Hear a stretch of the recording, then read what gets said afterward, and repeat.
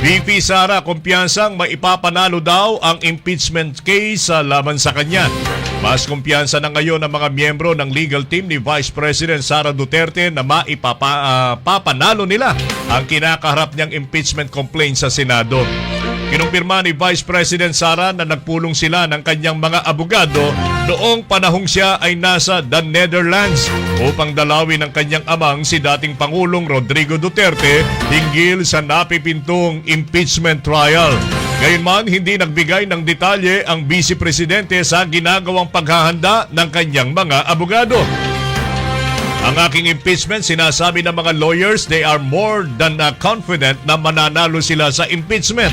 Ako naman, I am most confident with the lawyers working on my impeachment case. Pahayag ni Duterte sa isang ambush interview. Kasalukuyang nasa Cebu si Vice President Sara upang magpasalamat sa kanyang mga taga-suporta.